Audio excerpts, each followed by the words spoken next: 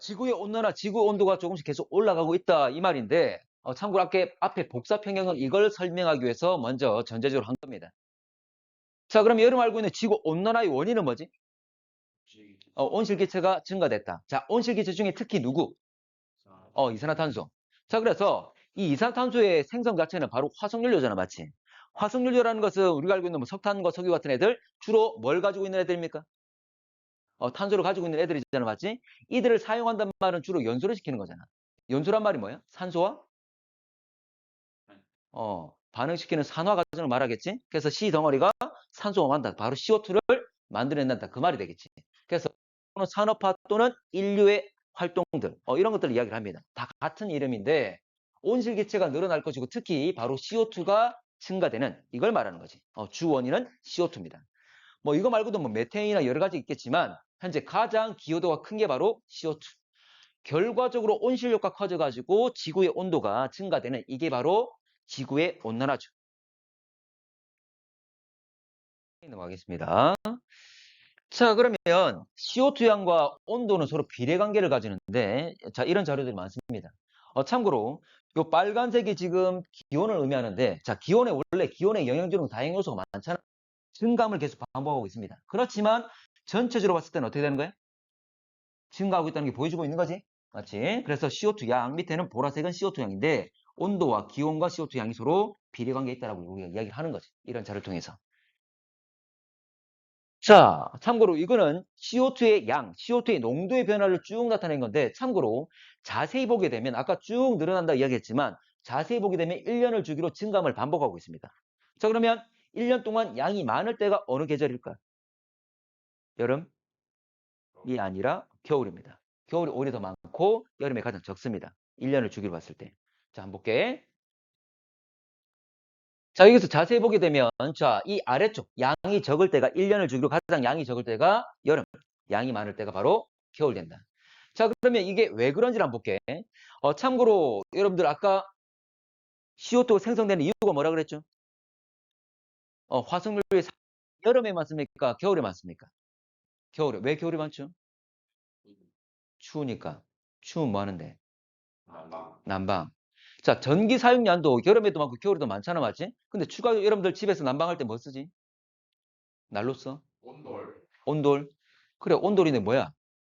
보일러, 어떤 보일러야? 에너지가 뭐가 들어가고 있죠? 어? 기름. 또 기름도 있고 또 석탄. 집에 석탄 떼고 있어?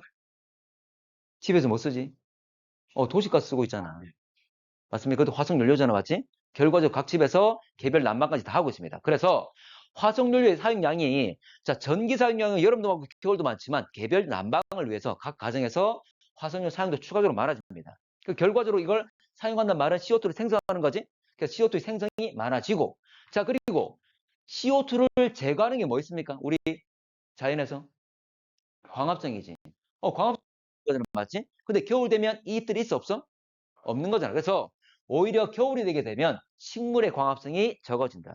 바로 CO2를 제거하는 과정이 줄어든다. 그 말이지. 그래서 CO2는 겨울에 생성은 많고 제거는 잘 못 시키기 때문에 결과적으로 겨울에 많다. 그 말이지. 됐지? 됐지? 자, 반대로 여름은 반대가 되겠죠? 자, 현재 상대적으로 화석연료 사용량은 적고, 그래서 CO2 생성은 적고, 식물의 광합성은 많이 일어나는 거잖아, 맞지? 그래서 CO2의 제거 과정은 활발하게 일어날 거니 상대적으로 여름에 적을 것이다.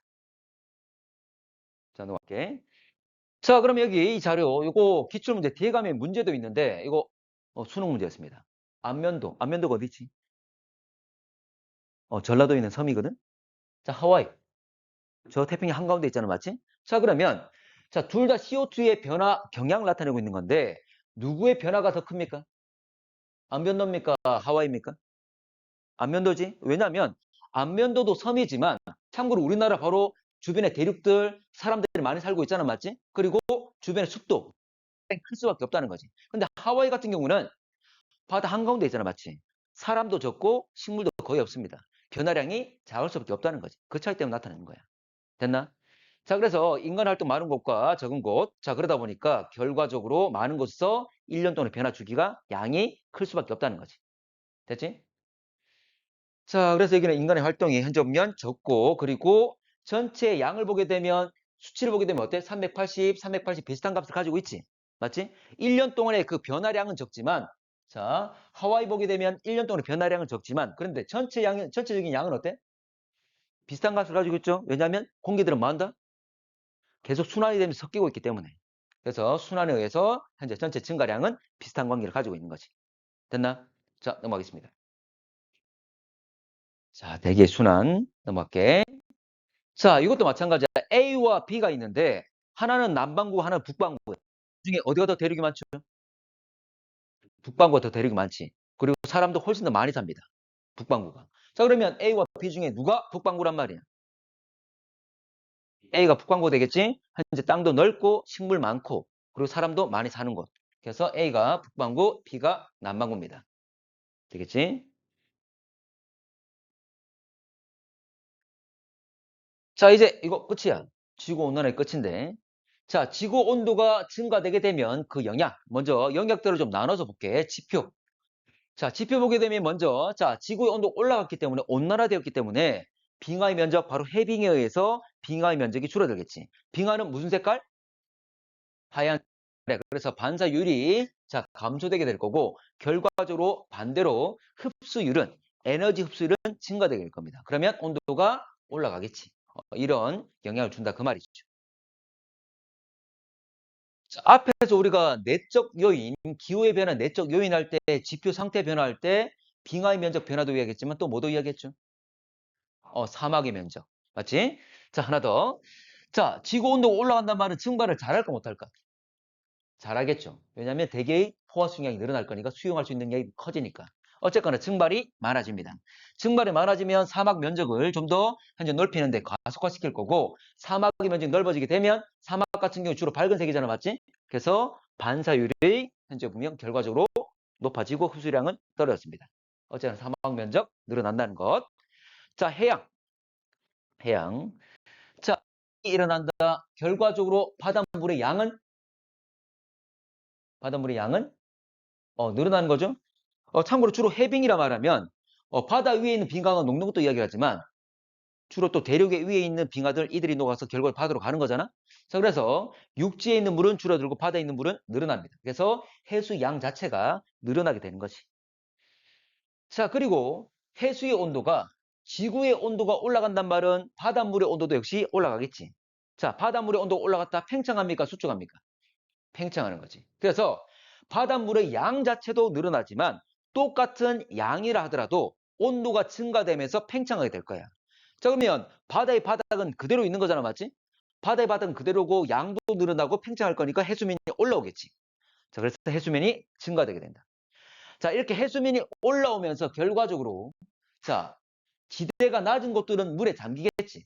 그럼 결과적으로 육지에 줄어드는 거지. 그래서 해수면의 증가는 육지의 면적은 감소하고 반대로 바다의 면적은 늘어나고 이런 변화를 가져오겠죠. 자, 나중에 문제 보게 되면 이거 많이 나옵니다. 자, 지구의 온도가 올라가면 온난화가 되게 되면 해수면 증가된다. 이거 그대로 연결해서 많이 묻습니다. 그리고 하나 더. 해수의 온도가 올라갔다. 또 영향 줄 수 있는 게 또 이런 얘기를. 자, 지난번에 그 열대 저기압이 생성되는 곳이 어디였죠? 5에서 25도. 열대 및 아열대 해상이었어. 수온이 얼마? 수온이 얼마 이상? 뭐 25도씨나 26도씨 이상을 말합니다. 자, 그런데 전체적으로 봐봐. 온도가 올라가게 되면 아까 26도씨 이상 되는 바다가 더 넓어질까 좁아질까? 넓어지게 되겠죠. 그래서 현재 보면 태풍이 더 훨씬 더 잘 생깁니다. 그리고 바다 온도가 올라간다는 말은 증발을 잘해 못해? 바로 수증기, 자, 수증기 잠열, 바로 태풍의 에너지원이 많아진단 말이죠. 그래서 열대 저기압이 잘 생기기도 하고 에너지를 공급을 잘 받기 때문에 그의 강도도 증가되게 된다. 그 말이에요. 자, 세 번째, 자, 해수의 CO2의 용해도. 바닷물의 온도가 올라갔기 때문에 기체의 용해도는 자, 수온과 무슨 관계? 기체의 용해도는 수온과 반비례 관계였지. 그러면 수온이 올라가게 되면 자, CO2가 잘 못 녹아 있고 빠져나온다. 그 말이지. 그러면 이들이 빠져나오면 어디로 갑니까? 대기로 가게 되겠죠. 자, 대기 중에 CO2 양이 늘어나는 효과를 가지게 됩니다. 자, 근데 대기에서 CO2는 무슨 기체? 온실 기체. 바로 온실 효과가 증가되고 온도도 다시 더 높이는 이런 대먹임 작용이 일어난다는 거지. 그건 그냥 뭐 논리적으로 쭉 내용들을 한번 설명을 했던 거고, 참고로 이런 자료들 나왔을 때 복합적으로 쭉 자료들 나올 건데 그 자료 안에서 부분적으로 묻는 내용들이 있습니다. 그 관계를 잘 따지시면 돼.